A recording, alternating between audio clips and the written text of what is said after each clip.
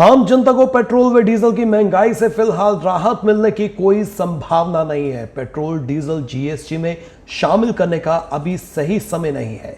GST council की शुक्रवार को वित्त मंत्री निर्मला सीतारमण की अध्यक्षता में बैठक में पेट्रोल व डीजल को जीएसटी के दायरे में शामिल करने पर सहमति नहीं बन पाई है और इसी कारण आम जनता को फिलहाल पेट्रोल और डीजल के बढ़े हुए दामों से गुजारा करना पड़ेगा। पेट्रोल व डीजल अगर जीएसटी के दायरे में आता तो पेट्रोल व डीजल के दाम में कटौती होती और इस वक्त 100 का आंकड़ा पार करने वाले पेट्रोल की कीमत 75 रुपए प्रति लीटर तक पहुंच जाती, जिससे सरकार को करीब 2 लाख करोड़ रुपए का सालाना नुकसान होता। लेकिन आम जनता पर जिस तरह से आर्थिक बोझ पड़ रहा है उस पर काफी हद तक राहत मिलती, लेकिन फिलहाल पेट्रोल व डीजल जीएसटी के दायरे से बाहर ही रहेंगे।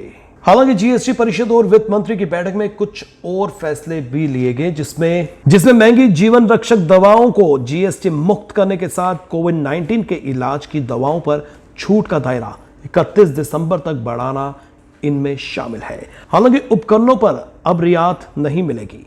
पहले दी गई रियायत की अवधि 30 सितंबर को खत्म हो रही है। वित्त मंत्री सीतारमण ने बताया कि ऐप के जरिए स्विगी, जोमैटो जैसे ऑनलाइन डिलीवरी मंच से खाना मंगवाने पर 5% कर लगाने पर सहमति बनी है। ऐसे ऑर्डर पर अब रेस्टोरेंट के बजाय ऐप को ग्राहकों से जीएसटी लेकर सरकार के खजाने में जमा कराना होगा। हालांकि इससे ग्राहकों पर कोई अतिरिक्त बोझ नहीं पड़ेगा। इसके अलावा ईंट भट्ठों पर कंपोजिशन फीस नहीं लगेगी। इसके तहत जो लोग इनपुट टैक्स क्रेडिट नहीं लेते हैं उन पर 6% और जो लेते हैं उन पर 12% कर लगेगा। 20 लाख टर्नओवर वाले इसके दायरे में आएंगे। इसके अलावा माल वाहनों के लिए राहत है कि माल वाहनों पर परमिट पर अब जीएसटी नहीं लगेगा। इससे पहले माल वाहनों पर 18% जीएसटी लगता था। इसके अलावा जीएसटी की दरों में कुछ संशोधन भी किए गए हैं। जिस तरह से बायोडीजल पहले 12% था और अब 5% इसे कर दिया गया है।